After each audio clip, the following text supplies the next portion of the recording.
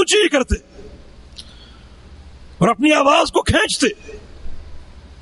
صحابہ کرام جب آپ کی اقتداء میں آمین کہتے تو دل مسجد سجہ، باوجود ہے کہ مسجد کھجور کی شاخوں اور تنوں سے بنی ہوئی تھی، لیکن وہ صحابہ کی آمین کی آواز سے گونج اٹھتی، اتنا اونچی کہتے. فرمایا کس طرح آمین کہو؟ اس لیے کہ اوپر فرشتے آمین کہتے. فمن وافقت امینہ تامین الملائکہ غفر له ما تقدم من ذنبہ، جس کی آمین فرشتوں کی آمین سے مل گئی، اللہ تعالیٰ اس کی سابقہ زندگی کے تمام گناہوں کو معاف کر دے گا. یہ کتنا بڑا عمل ہے، یہ دین رحمت. اور کوئی شخص اگر اس عمل کو چھوڑ دے اور آمین نہ کہے یا آہستہ کہے، سنت کے خلاف کہے، تو اس کے لیے اللہ تعالیٰ کے غضب کے معاملے کا اندازہ کیجیے کہ اللہ تعالیٰ نے ایک تحفہ دیا، اتنا سا کام کر لو تمہارے گناہ معاف کر دوں گا.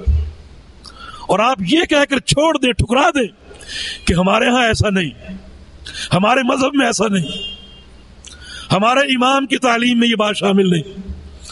میرے بھائی، یہ دین کسی شخصیت کی جاگیر ہے، اس پر کسی شخصیت کا ٹھیکہ ہے.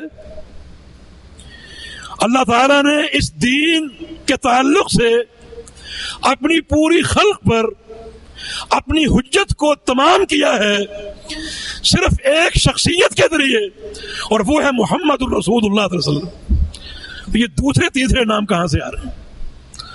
اب اگر اللہ تعالیٰ کے اس تحفے کو آپ ٹھکرا دیں، اس انعام کو ٹھوکر مار دیں کہ ہمارے ہاں ایسا نہیں، تو پھر میرے بھائی اللہ تعالیٰ کے دو ہی معاملے ہیں، رحمتی سبقت غضبی. پہلے رحمت کا معاملہ، اسے نہیں مانتے تو پھر غضب اور غصے کا معاملہ.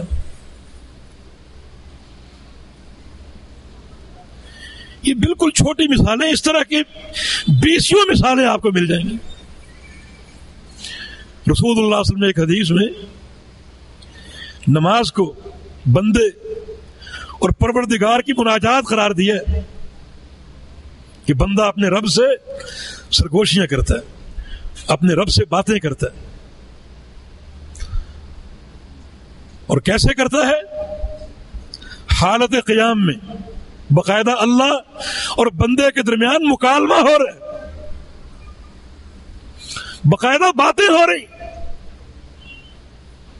رسول اللہ صلی اللہ علیہ وسلم کا فرمان ہے، یہ صحیح مسلم کی حدیث کے الفاظ ہیں، اذا قال العبد الحمد للہ رب العالمین، کہ بندہ الحمد للہ رب العالمین کہتا ہے، اوپر سے اللہ جواب دیتا ہے کہ حامدنی عبدی، میرے بندے نے میری تعریف کا حق ادا کر دیا. یہ مکالمہ.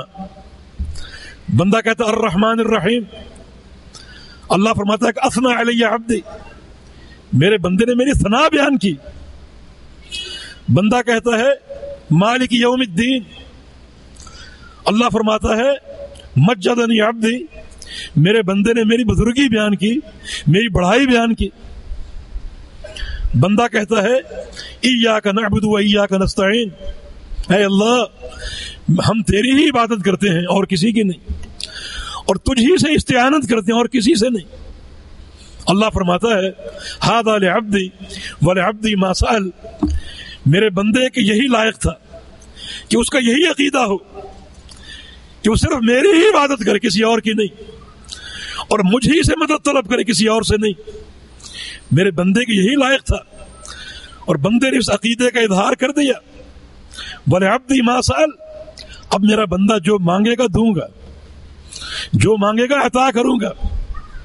اب بندہ مانگ رہا ہے اهدنا الصراط المستقیم صراط الذین انعمت علیہم غیر المغضوب علیہم ولا الضالین، کہ یا اللہ ہمیں صراط مستقیم کی ہدایت دے، ان لوگوں کا راستہ جن پر تیرا انعام اترتا ہے، وہ نبیین ہیں، صدیقین ہیں، شہداء اور صالحین ہیں.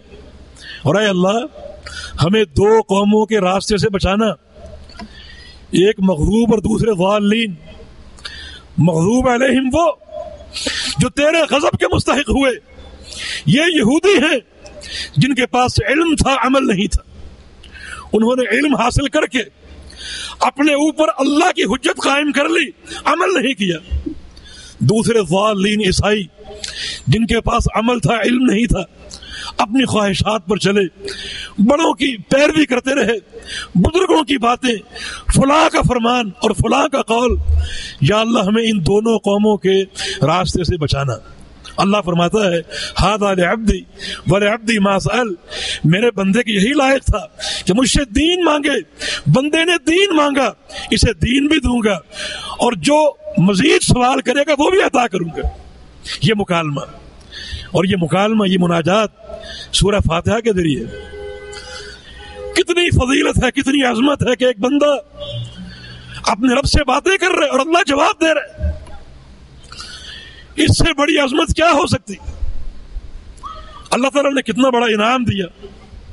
ایک ایسی صورت ہمیں عطا فرما دی کہ جو صورت واقعی خالق اور مخلوق کے مابین ایک مکالمہ ہے, ایک گفتگو ہے, ایک مناجات ہے. لیکن ایک شخص نماز میں سورہ فاتحہ پڑھتا ہی نہیں, کہ ہمارے ہاں یہ نہیں, یہ پڑھنا ہمارے ہاں نہیں, ہمارے دین میں نہیں, ہمارے مذہب میں نہیں. بتائیے اس کے ساتھ اللہ کا کیا معاملہ ہوگا, رحمت کا یا غضب کا؟ اللہ نے ایک انعام دیا, ایک بہترین انعام, بلکہ اسے نماز کہا, اسے نماز کہا, اور آپ ٹھکرا دیں اللہ کے اس انعام کو, اس بہترین عطیہ کو, کہ ایک بندہ دن میں کئی بار اللہ تعالیٰ سے باقاعدہ مناجات کر رہا ہے, گفتگو کر رہا ہے, باتیں کر رہا ہے. تو یہ بالکل وہ عام مثالیں ہیں جو ہماری روزمرہ کی زندگی میں ہمارے سامنے آتی, کہ یہ دین کس قدر رحمت کا معاملہ کر رہا ہے, کس قدر رحمت کا معاملہ.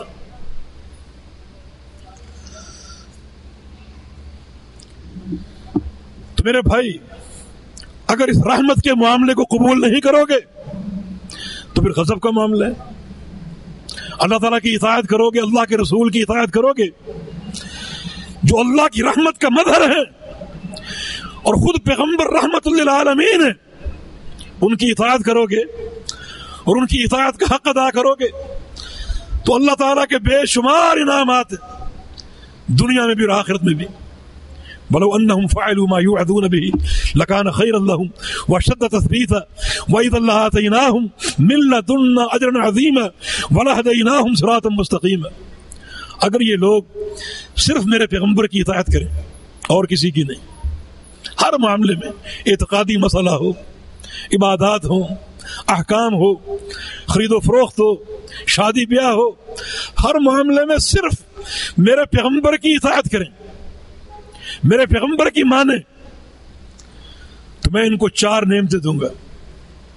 لکان خیر اللہم, ہر قسم کی خیر دے دوں گا. وشد تثبیتا, دشمن کے مقابلے میں ثابت قدمی دے دوں گا, طاقت مضبوط کر دوں گا.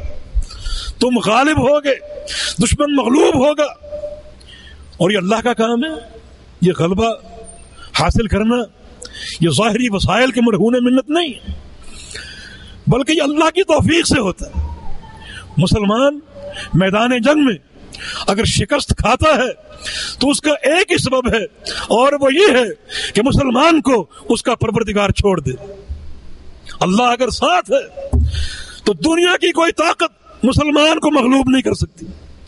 رسول اللہ صلی اللہ علیہ وسلم کی حدیث ہے لن یغلب 12,000 من قلت اذا صبروا وصدقوا.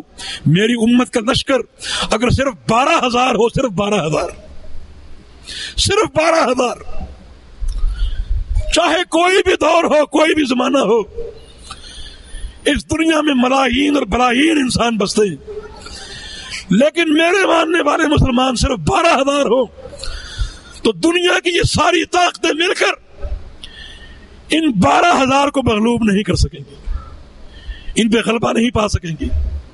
فتح ان کی ہوگی, کامیابی ان کی ہوگی, کامرانی ان کی ہوگی, دنیا مغلوب ہوگی. یہ رسول اللہ صلی اللہ علیہ وسلم کا فرمان ہے, لیکن فرمایا کہ 2 شرطیں ہیں ساتھ.